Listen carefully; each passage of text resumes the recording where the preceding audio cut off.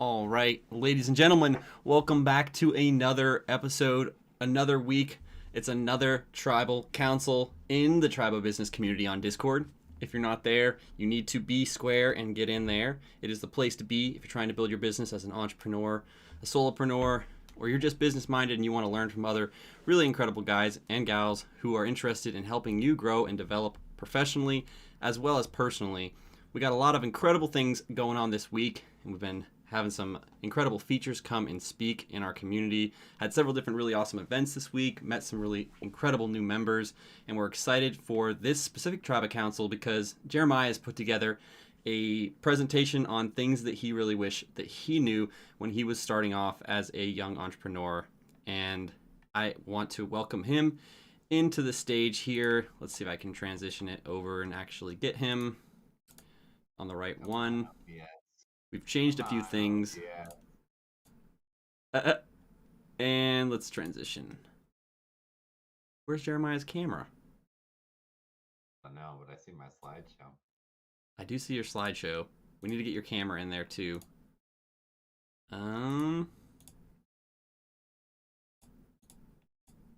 Apologies for the delay. We've switched some things up today.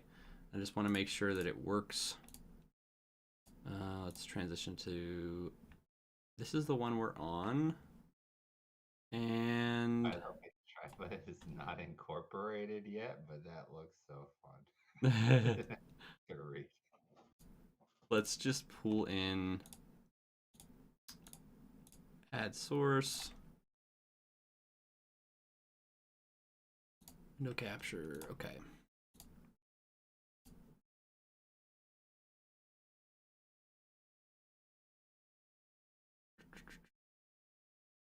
All right, Jeremiah, you want to go ahead and start talking about this as I get your camera up here?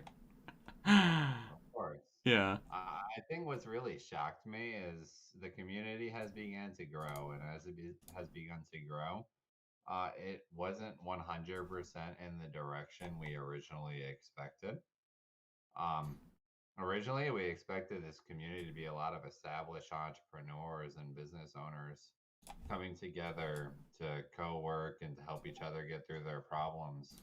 And as much as it has become that, because there are definitely conversations I have with entrepreneurs I would never talk to before, um, it's something larger too. It's business minded individuals and those with the interest of starting a venture, those with the ideas that are joining into Triba, and some of them are creating some of the most in depth and most interesting conversations we have. Um, so much of our education, sadly, has been focused on who you probably see as an elder or a chief at this point. We know they have an established business. We know they make a profit. We know that they're legitimately an expert or getting close to at least a professional in the skill in which they uh, work with. Um, but that's not the case for a lot of our members. A lot of our members are starting out, and it's not up to Triba to just help certain individuals. It's up to us to help all of our members. I don't know if that makes sense. I don't know if I'm ranting at this point yet, but basically what I did is I went together and I try to develop something. Like, a lot of you are all starting out, and I want you guys to start off with the right expectations, the right mindset, with the right expectations. As I said, I had so many wrong expectations and poor coachings, and I hope to help you all avoid a lot of that. That is the goal here. And with that, I can transition here to the actual slide and let you take it away. All right. Some things that I really wish I knew, made by Jeremiah Northcutt. Triba Incorporated, for our use only, but for your eyes. Made specifically with you in mind to help you grow and help you on your journey. So I can click through this for you, Jeremiah. I'll go to the first slide. Yeah, these gifs were the part that took the longest. Okay. So we're going to be talking about like what business is basically when you're first starting a business. Everyone's jumping in with these bold ideas and even worse, we were talking, I think I said expectations like 6 times already. These horrible expectations that they're going to be making a profit the moment they start working on something.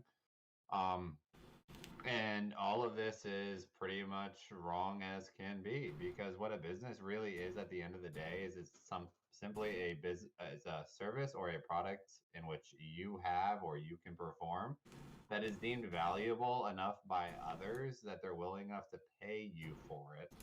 And it doesn't matter if only one person is, because that's not a business yet. You have to be able to replicate this, and you have to be able to get multiple people willing to pay you for this product or pay you for the service in which you can provide. People are overcomplicating this or focusing on things other than this. A business truly is not a business until you start selling something. Um, and kind of to quickly connect this to what hurt me when I was starting. My first venture was really web design. I was going door to door from a very young age, pitching all of these local businesses the routine. Hey, let me get you online. Let me build you a website. And the thing is, this just was not valuable to the business. What were they going to do with this website? No one was going to be managing it. No one was going to be looking at it. It was just going to sit there. They weren't going to be putting any additional money towards promotion. It was just going to be me making them a website, and this was not valuable. So it wasn't until I started offering website management as well as social media management to drive use to the website that restaurants, small antique stores started seeing value and even hiring me in the first place. So until you get a valuable enough product or service, you will not be a successful business. So you really have to remember that everything comes down to what it is indeed that you will be selling later on. I think we can definitely move on from this slide, All right. and start to jump in just a little bit more in depth, because this will probably have a lot of people realizing we def that you have a long way to go before you have something legitimate, or you at least have a ways to go before you start to have a legitimate venture that you can be working on. Um, a lot of what is going to get you paid when you start to venture out on your own is what is known as a high income skill or a high ticket product if you start to go more down the product line.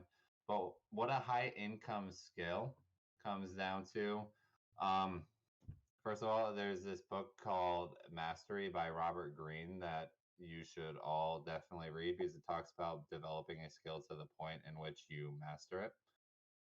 Mastering a skill or a high income skill, which is the mastery of a skill, is when you become the person to go to for something, because you can guarantee that your results will be better than the other people offering the same service, or you can guarantee the top tier of said service that you have. For example, when it comes to law, and maybe Harry can elaborate on something if I don't go into enough depth about this. We can make the same type of analogy, but with karate as well. I'll try to do both simultaneously. With law, you don't typically see a high paid lawyer who practices general law. You usually see the high paid lawyers specialize in something such as criminal, or you see them specialize in a variety of other things.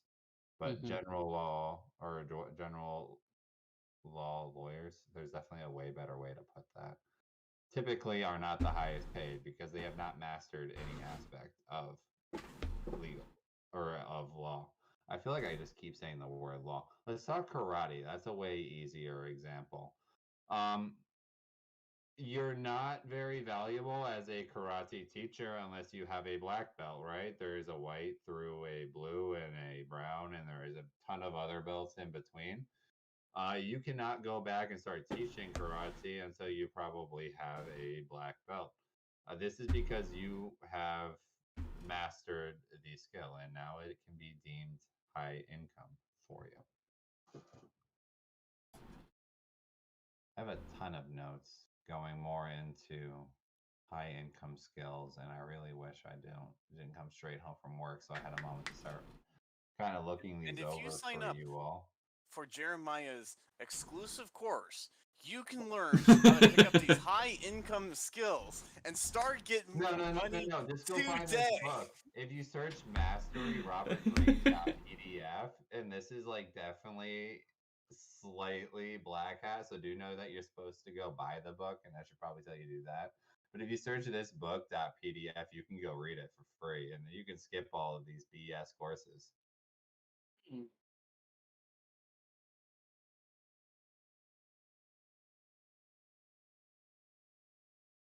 I feel like I hear some echo out of Oh, sorry, that somewhere. was my bad. I was clipping something. Don't mind me. Don't mind me. Okay, so high income skills and high ticket offers. Yeah, so I guess we should talk a bit about what mastery is and how you end up developing a high income skill, because it really comes down and you can break it down into categories. When you really try to train yourself to do anything, you should break it down into very actionable steps. Otherwise, you're going to find yourself very disappointed because you're not going to accomplish anything near what you set yourself out to do on a daily basis, right? So if you have a large term goal, figure out how long that's going to actually take and then find out steps that you can do, not just daily, but hourly in order to accomplish that. Um, when it comes to mastery, there are kind of six things that I've broken it down to that you can try to figure out.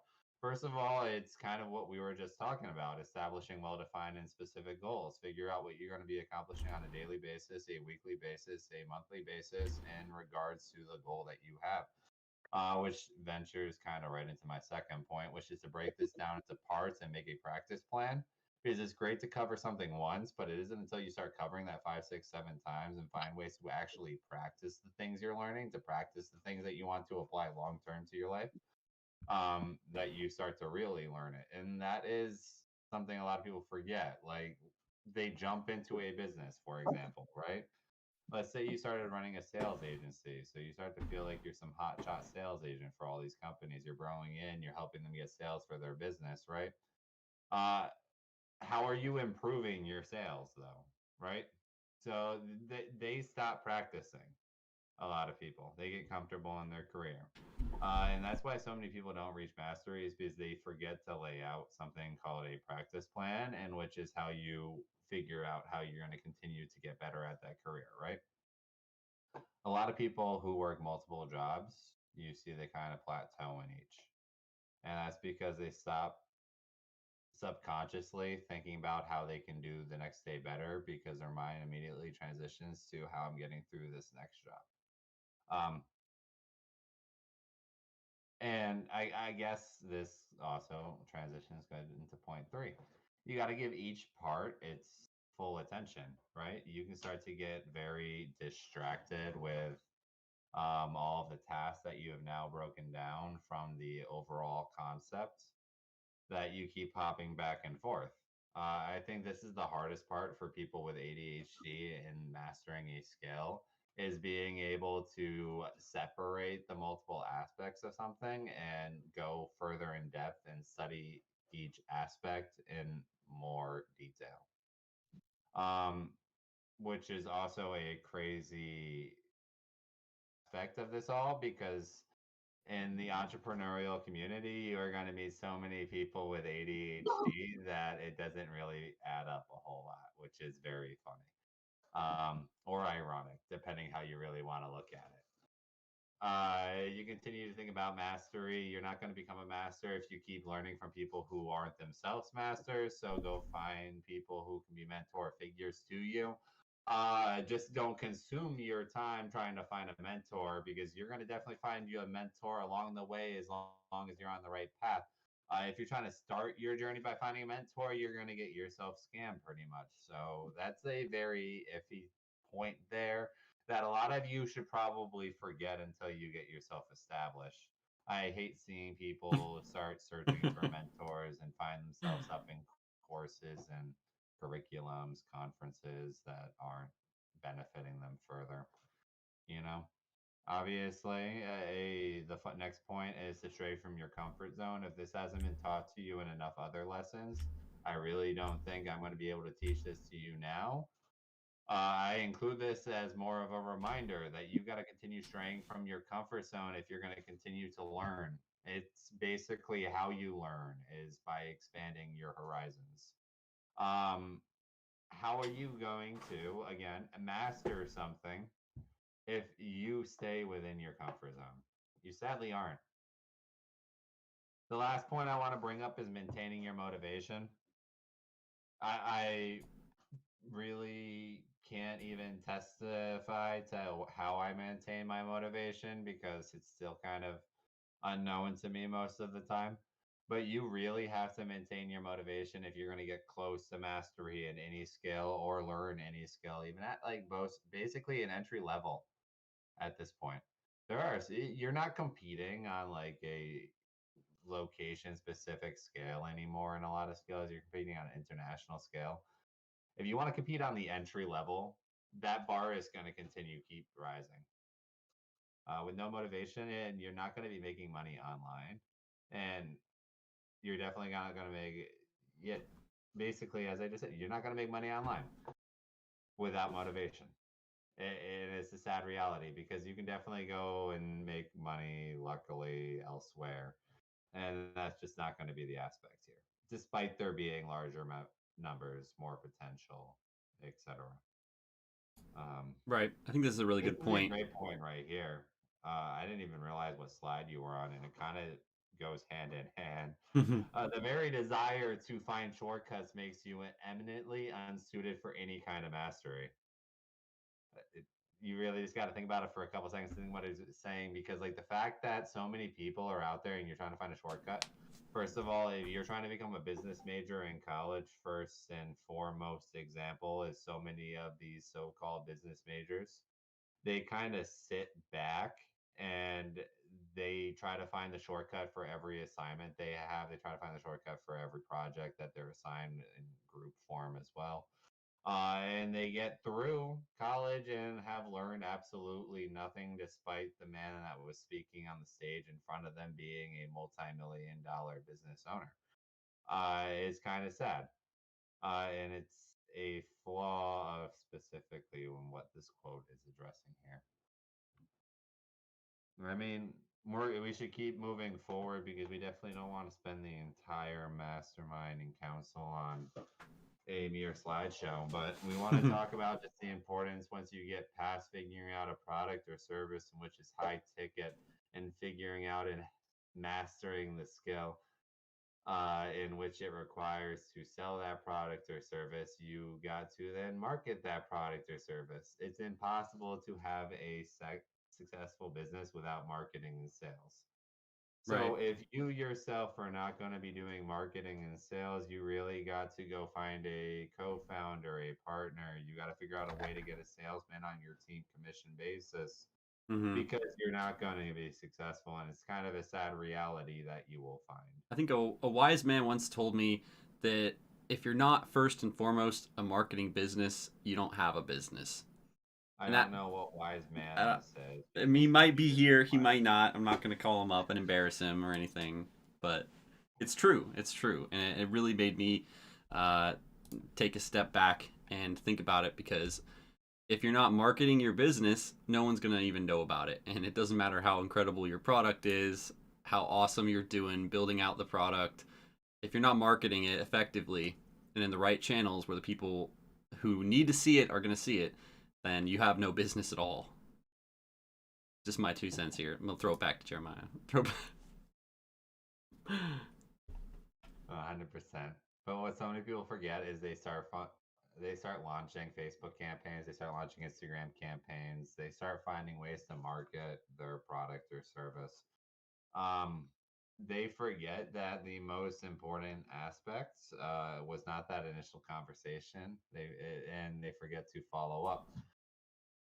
And there's many ways to address this when you first start selling. You can get software which reminds you when to call people again. It's usually client management software, CMS. You can also search CMR because some companies still use that term and I don't really know what it stands for. I think it's client management report.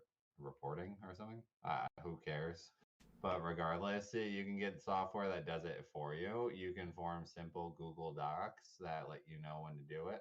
The way people did it before our generation is they would do it on postcards.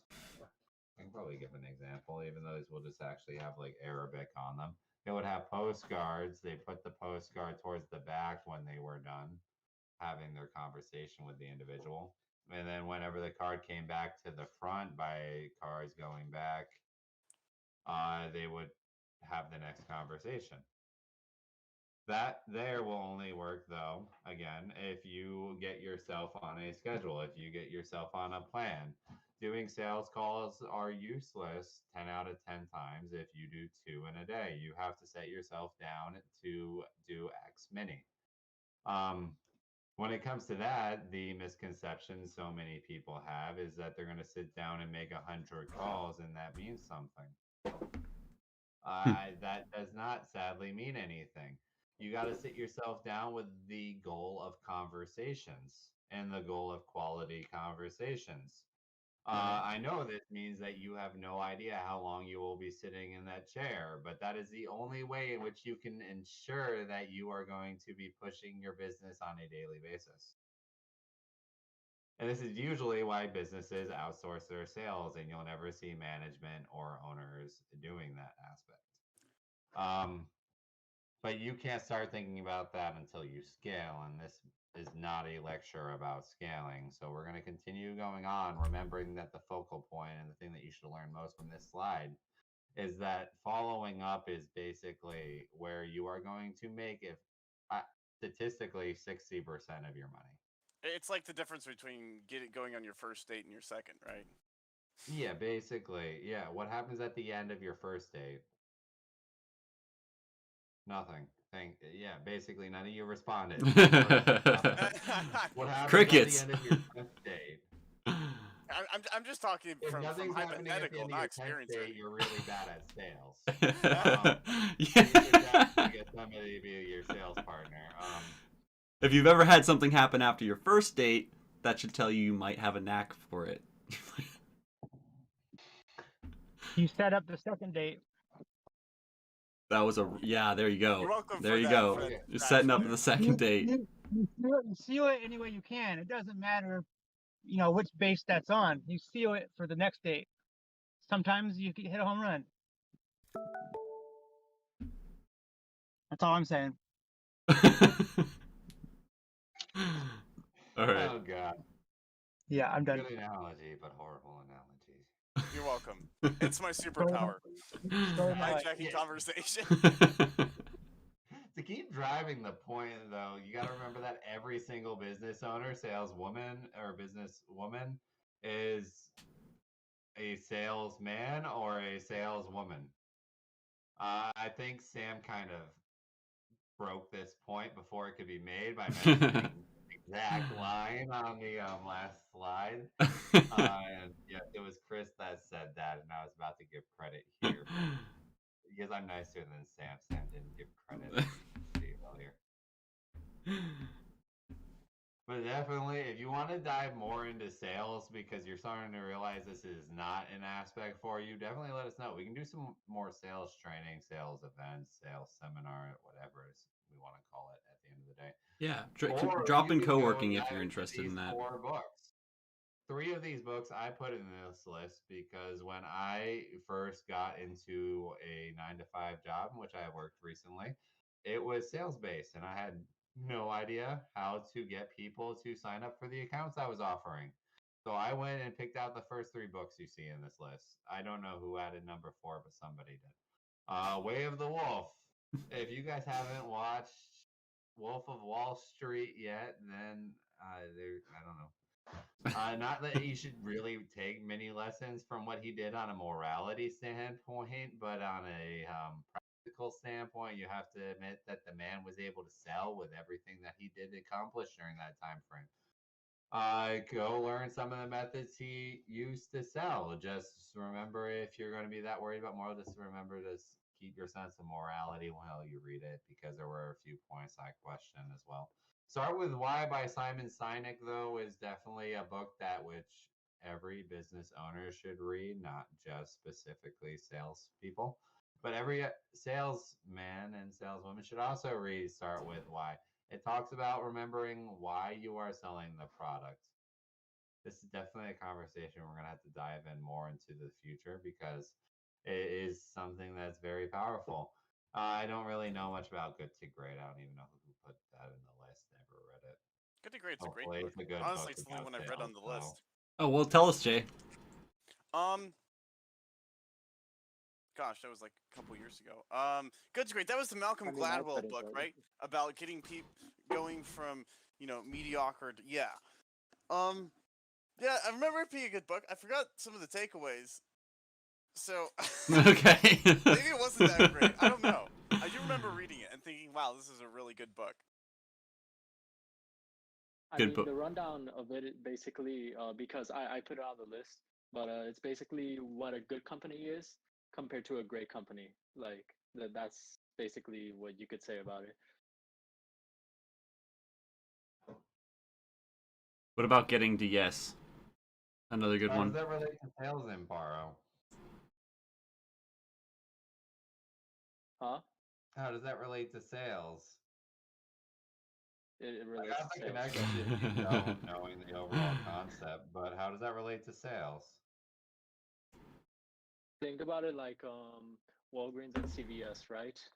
You know, before it was Walgreens that was, the the great company and CVS was the good company. Why? Because you would see Walgreens in every corner of the street, like no matter what, you would see it every corner compared to CVS. Now I think the tables turned where you see CVS now. So, you know, that plays in the role of sales as well. Okay, If you're so more out there compared to other ones, then people are gonna go to that one more. do you guys know the difference between Walgreens and CVS? Because that is a very interesting conversation on the sales side.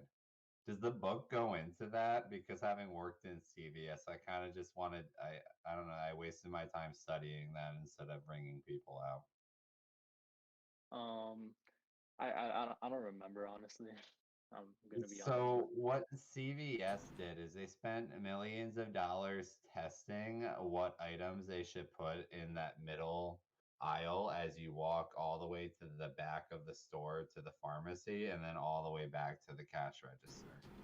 So all of their high ticket or high profit items as well as their impulse grab items were put on that middle aisle, which is something Walgreens didn't start to capitalize on until CVS had started to gain too much market share that they had to address it.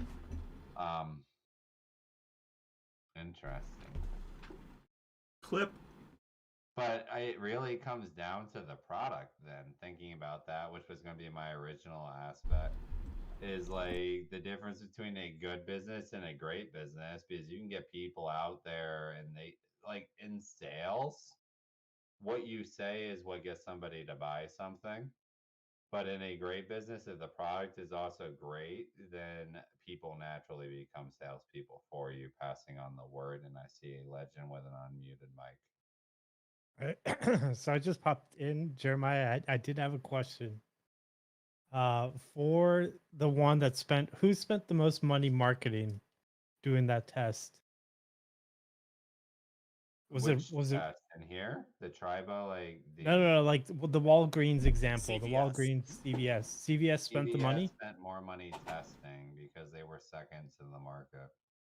Oh, so they were second in the market. So they were the ones that were trying to figure out how to place the items in the middle. Yeah, what items to put there, etc. First, who? Walgreens? Versus Walgreens, which had set store locate. They So who? would put their items in set locations, So not who won? Who necessarily where won they out of set that up. exchange? I'm just curious. CVS gained market share. They did. They're kind of equals on the grand scale of things at All this right. point. So with that being said, with CVS gaining market share, do you think they're the ones that won that exchange, even though they spent those millions of dollars? Or do Definitely, you think because they set themselves up for years to come. Right, but how easy is it for Walgreens to not have spent any of money and just copy CVS? So what Walgreens did is they copied CVS. They launched that So copycat that's, I guess campaign. that's my point, is who actually won in that battle? Well, CVS has a market cap of 98 Right. billion. Walgreens has a market cap of 50 billion. So did Walgreens continue to grow? Yes, they're a larger company than they were prior, like today compared to 10 years back. So they also won. I'm just curious what you thought of But that, because like there's my some my there viewpoint are would be, businesses that didn't adapt. Like Walgreens definitely adapted fast enough in order to secure their like it's still probably a market share conversation at the end of the day, right? right. So it's a battle between being first to market or being second to market, but just not spending as much I and think It's a, I think copying. it's a this battle at is the a beginning. They play the game together, so you can't one of them can't ruin the game for both of them. But it's a matter of tension about who's going to score the first goal and who's going to get that sweeping that flow going. You know, who gets things to start ramping up. But Right. because one of them is dissatisfied, they both gain. Right, but I mean, I'm just thinking, if I was Walgreens and I was in a position where the executives or shareholders came to me and they were like, "Well, what do we do? Do we match the amount of money in that CVS is doing so that So I they don't can know figure out what products that they because put, or should we just wait and copy them even with after?" drop shipping, like my most successful drop shipping stores that I launched, and this is years back before tariffs and the markets were crowded, etc. But back when I was launching drop shipping stores, 100% of my drop shipping projects were copycat campaigns that I saw on Facebook. And I was like, wow, that guy is making a hell of a profit margin. I'm going to go copy everything he did. Right, because Um, you're copying a model that's been proven, right? So that's kind correct. of like what Walgreens did with CVS. They the, found, the way I see it is that like this sort of innovation, right? And where people steal an idea from another person, right? One group from another. I see it as more of a fundamental, like it fundamentally shows who's the more innovative company, right? So maybe this interaction, Walgreens can copy from CVS, right? But let's map out this game, right?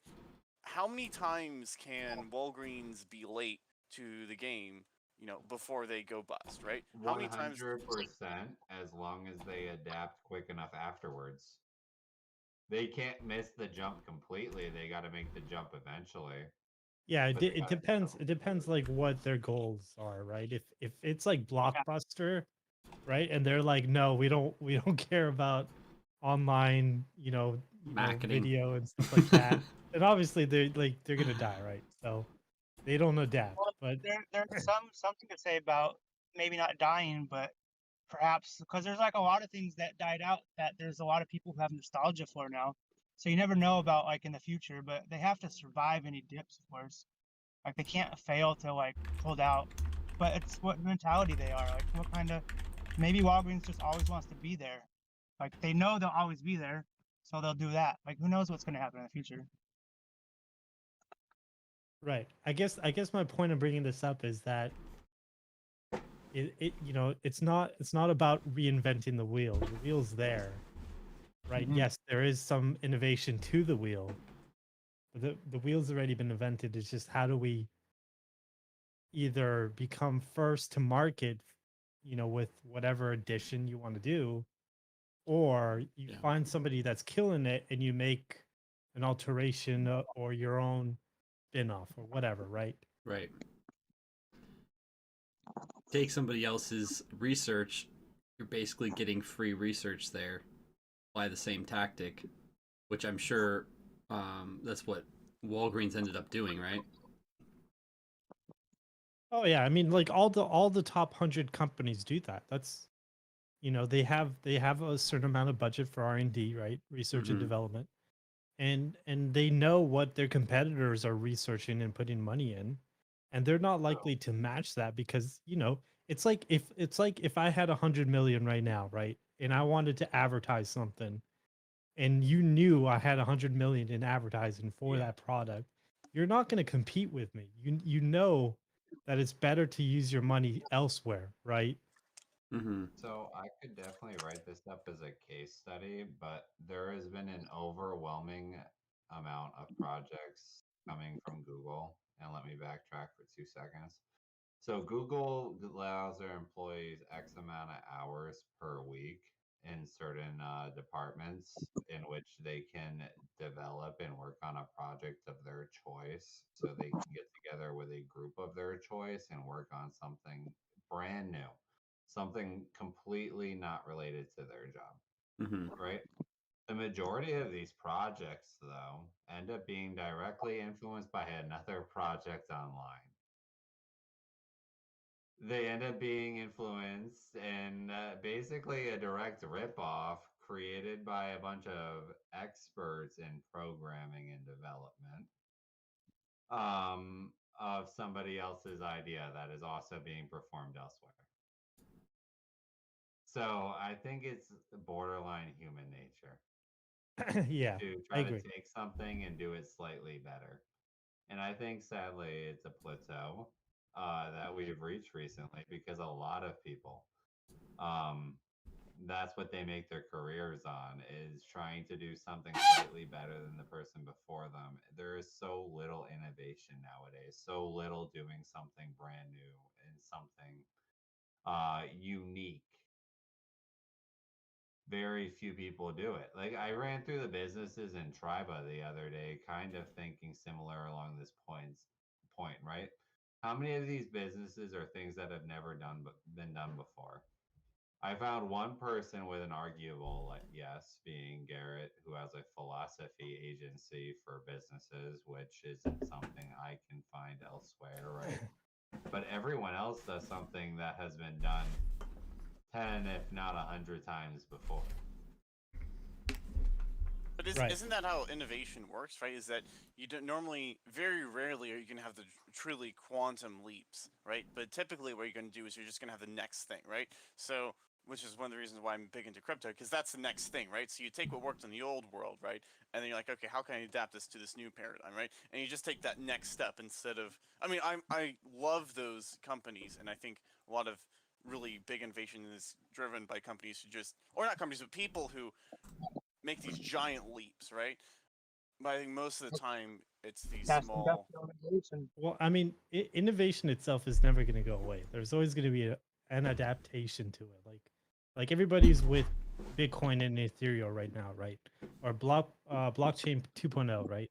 But who's to say blockchain 12.0 in the future is not going to override that? So innovation is always going to be there. What's important though is if we take a step back and we just go back to the basics, and we take everybody in this room and we say, "Hey, let's sell a pen." What's your spin on selling a pen? I'm sure all of us can figure out how to sell a pen, right? But it's like I'm sure we all have different angles of selling the pen, you know. Right, So it goes right. back down to being ourselves, being unique. What's our selling point? How do we sell that pen, right? There's adaptation and there's mutations. So you adapt enough, you'll mutate the whole way you do it, but never stop adapting. Yeah, what's the crazy thing with the pen now? Like where you could write upside down with it? Is that still a thing, right? You can write in The three astronaut pen? dimensions. My first sales job was I had to do that to sell my pen as in my interview. It was so funny you said that. So it's honestly for me, it's going back to the basics. I think yes, innovation is out there, and you may have a great product or a new innovation, but nonetheless, if you can't sell a pen, you're gonna have a hard time selling your innovative product. So start with the basics, figure out how to sell, how to market. Like Sam mentioned, I believe, you know, first and foremost, the first thing you are in a business is you're a marketing company first.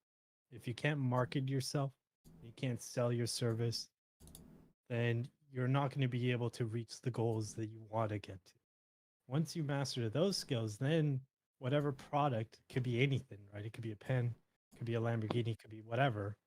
Once you master the basics, then you can start rolling through innovating, figuring out what your right messaging, how do you position yourself, who your target audience is, so forth and so on. And you might have to start with a different product. If yours isn't ready, like if you're not working on mastering that skill because you're anxious about not having anything to show for whatever you're talking about, you might have to Hell find yeah. something else. Like you can't I get, think there was a, it's not a good excuse to get stuck on, I don't think. Right. Yeah. as I said earlier, even when you're learning, you are valuable to the business.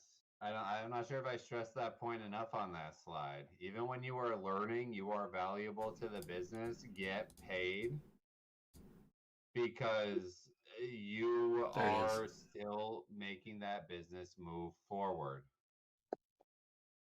Earn while you learn. Get into the industry you want to be able to be in business in. If what you lack in skills is digital marketing, what I hate is there was this time period where my life costed maybe $1,000 a month, right? Like 1,500 top, and that's like rent, food, everything included. That's all my life costed. Instead of me leaving the job where I was at, where I made slightly more, and going to work for a digital marketing agency where I could have focused on 100% of my time on becoming a better digital marketer, I stayed at the job in which I still currently feel slightly trapped at because of the pay. I could have dedicated my time. I could have made a few sacrifices in life, ate out one less time a week, etc., whatever it would have taken in order to do that, but I did not. No, but definitely everybody else going forward, learn the skills that are going to be necessary for you to get your product, your service to launch, and don't be afraid to get paid the entire time going. Mm-hmm. Yeah, I did the same thing. Took a job when I probably needed to make more, but ended up living on just barely enough to get by, and learned a ton over a year's time, where I could have gone and found a better paying job doing something else, but I really wanted to learn the marketing and design skills that I did pick up, and as a result was able to start my own business.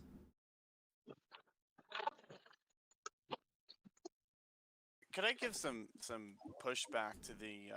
I mean, I agree with the whole like learn a valuable skill segment that you were talking about earlier, Jeremiah. I do have one. I mean, it's not I don't disagree with it. I think it's obviously necessary, right? But I think the issue of focusing on just a valuable skill is scalability, right? Like say for example, an electrician, all right? Mm-hmm. Very valuable skill, right? They, at least where I live, it's, I mean, if you're an electrician, you can be making easily 100 grand plus a year. The issue is how do you scale that up, right? And now, if you're fine with just having a, 1.5 man operation with maybe an apprentice or something, that's great. The issue comes is, okay, well, how do you make that global? How do you turn that into? And I know some skills more easily lend themselves to scalability, but even then, right, you'll still struggle with the issue of replacing yourself, right? So we talked for about this example- earlier, Jay. Did I miss this? I'm sorry. No, me and you. Remember on our call? Oh yeah. I missed it too then, but why I want to address what you're saying is that the way that electrician scales those skills up to either up or laterally or what have you, is they master that skill. A master electrician is going to know the concepts and fundamental physics behind why electricity functions the way it does, how this gets used in a home, how this gets used in larger scales. They're going to understand the industry from the individual like side of things to the like global scale. That's how it scales up. Mm-hmm. So like my teacher when I was going to school for automotive said, whatever you do, learn the reasons, the physics, why this stuff works. Learn why these systems function the way they do, and that's all you need to really know. Yeah, exactly. Oh, yeah. So like, I've been able to fix things I've never even touched before because I understand how hydraulics works and electronics works and stuff like that. Dude, you need There you need to go. go to my There you go. Janky DIY server. You'd Dude, fit in join perfectly Janky there. DIY. Yeah, Yeah. You drop a link for I'm- in co-working. I'm like decision fatigued. I can't really add any more to my plate, but Oh, is that fair enough? I balled it for sure. You're my next one. You're the next one. Good to know. Oh yeah. Well, no, like you're right, right? Like, yeah, you get a master, but you still, even if you scale up to that level, right? The issue you will come across is replacing yourself, right? So if you are a master, how do you then, scale to the point of, board of directors, of maybe IPOing it, or, like pushing it to the next level, right? Like it's really hard to do that in a scale based. It depends on like what vertical you want to go down. Like you can get contracts that will pay you millions, and you all you do is just oversee it. My point is that I think it's my point isn't that it's a bad approach or an ineffective approach. My point is simply that it is an approach that works for a certain outcome, right? And it's important to know what outcome you're looking for in that. It's not like a catch-all sort of situation. Right. It's an unfamiliar approach. It's something that doesn't really kind of stand out as a way to go about it. But you have to define what you define the outcome, and then the approach presents itself as a response rather than trying to use that approach and applying it everywhere. So you decide what you want to do, how you want to do it, who's going to pay you, and then they'll show you, here, do this approach, and it just as a result. So it's the best master doesn't have the most followers, they create the most masters. So if you are known for bettering the environment you're at, wherever you go, you'll have money. Depending on industry, but 90%, if not higher, you are correct, right? The people that are coming out there claiming to be the digital marketing guru probably are not the digital marketing guru. Otherwise, they would be selling their own product and making millions. Yeah, exactly. However, there could possibly be an industry, like let's say it's the recruiting industry, in which the person that is recruiting the most people to their program probably might be the guru. Who knows? Marketing gurus suffer the same fate as suicide vloggers. If they succeed, they you aren't gonna hear about it. Wow. I'm not Everybody's sure what gonna live in the Bahamas. How about we just wrap up the slideshow real quick, Six? That way, Sam, that way if people want to talk further than 6, they can, because I know we got a few announcements we're going to try to make towards the end of this all. And it really comes down to the last expectation that I had when I was starting my business that all of you need to break, especially when you're starting out, is the break even point or time you will spend working on it till you make a profit. If you don't understand that businesses have expenses just as an average life has expenses, and you aren't willing to put the first thousands of dollars that your business makes back into it, then your business will not succeed long term. I'm not saying there aren't cash grab opportunities out there. All I'm saying is that a legitimate business needs an established brand, and in order to form and grow an established brand, it requires expenses. So if you're going to be running a business, bootstrapping a business especially, you have to have the expectation that the time in which it will take for you to make a profit is much longer. I guess the question I just want to kind of throw out there, make sure, see if I can get some chime-ins, is what is cash flow?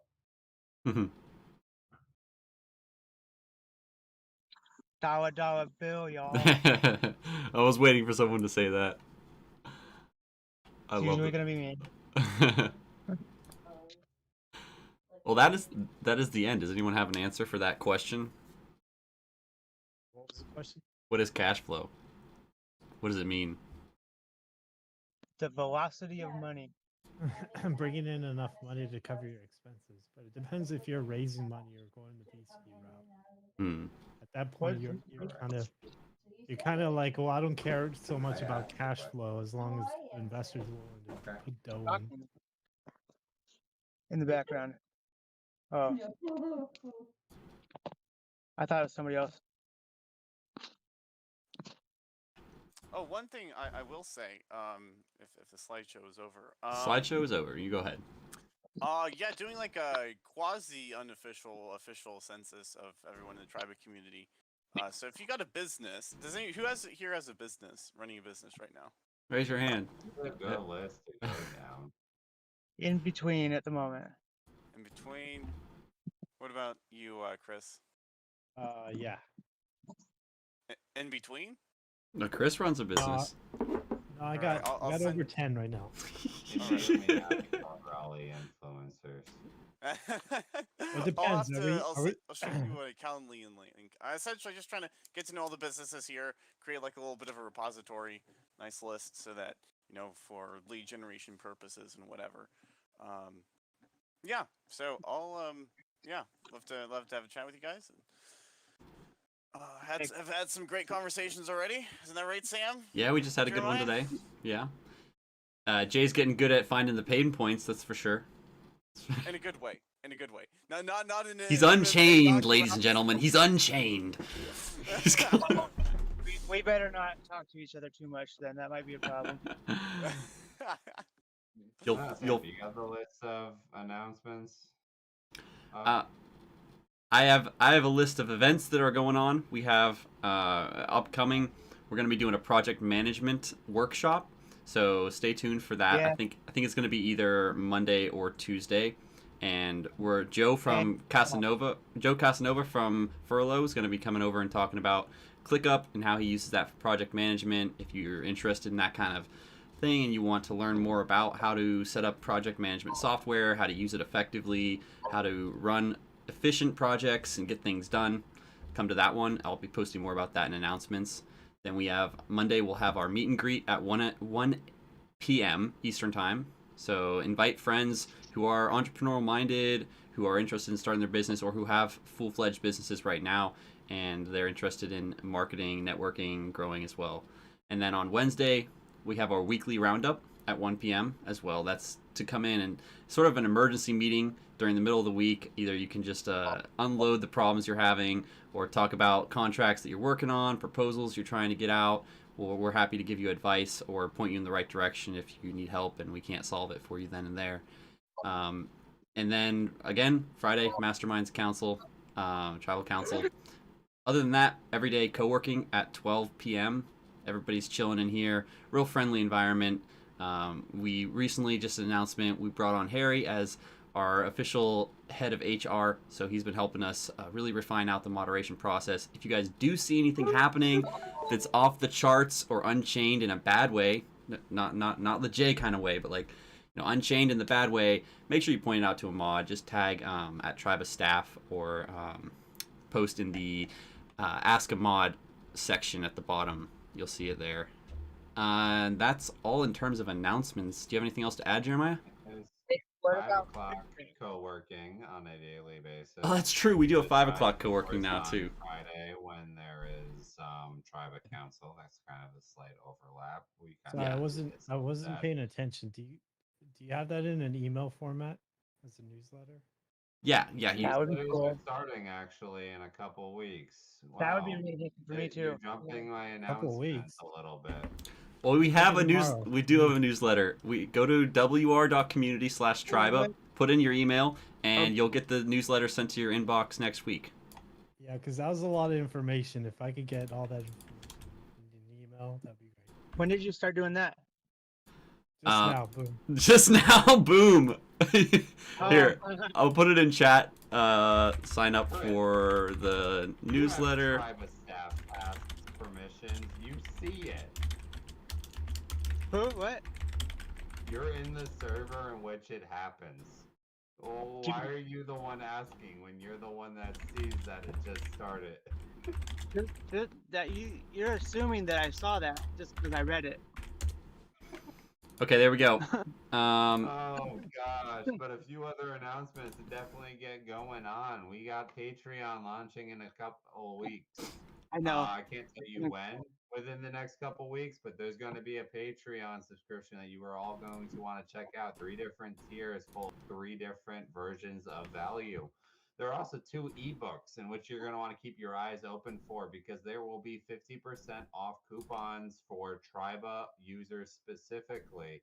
These 2 ebooks are going to tackle 2 different topics. Community marketing will be the first one, in which you will find 6 different essays about community marketing. There was also going to be an ebook about growing Discord communities, where you can learn all of the tips that we recently used to turn around this server's growth. There you go. Hey, Sam, did I Yes. miss the pitch deck lesson? Or No, what's going on? no. Okay, so I just talked to him today, and it looks like we're gonna set something up for like second week of November. So it is a little while Cool. out, but it's coming. That's cool. Yeah, that's Cool. also that'll be on the calendar as well. You can find that wr.community/triba. Sign up for the newsletter. We'll send you out notifications when these workshops are happening. But yeah, we want to start doing some real dedicated, concentrated, focused workshops that'll provide you the most value. So if you have something you're interested in, like starting an LLC versus an S corp, or what kind of marketing channels do I get involved in, or how do I set up effective projects, then post that in co-working chat and or feedback. That'd actually be a better place. Put it in feedback, and we'll try to get Yeah, some and experts in here to talk on the subject matter. cool. This is And for also, you guys. This is a community for you guys. So take advantage of it. Ask the questions. We'll get the people in here, the experts on the subject matter, so that you guys can learn. I'm also gonna start doing a calendar for body doubling to have sign up sheets for specific days. You want to tell us a little bit about that? What's going on so far? Yeah. So I haven't started it yet, but what I was thinking is that the Thursdays that I've been doing it has been aimless so far, and that's kind of because I think it'd be I better gotta to have. go. Great conversation with you All guys. right, later, Jay. Yeah, Okay, for go ahead. sure. I'm thinking of having dedicated days for different things, depending on what I hear back from people, what they like it for, Mm-hmm. and we all get on video chat and do whatever chore we pick for that day or whatever. Okay. And that's what body doubling is for. So it's gonna be Mhm. the sharpen the saw kind of skills, like taking care of yourself kind of BS. I love that. Personal development. So I'll probably work on having that ready before next Thursday's body doubling. Sweet. I heard good things. I heard you were doing some guided meditation in there with some other members, so it was helpful for them. Yeah, it just seemed like the right thing to do at the moment. That's what kind of gave me that idea. Perfect. I can attest to that. Definitely attend the body doubling there sessions you go, every man. Thursday. Sweet. Yeah. I'm really Yeah, glad you felt guys are getting value out of the community and contributing in whatever ways you can, and that's the way it should be. So I'm really excited for how well this is all coming together, and shout out to all the Triba staff, Triba moderators, Triba elders who have been contributing, and the man of the year, Jeremiah. Thank you so much, Yep. man, for putting this all together for Masterminds. Oh shizzle. With that, Yeah, good shit. we are gonna turn the stream over. How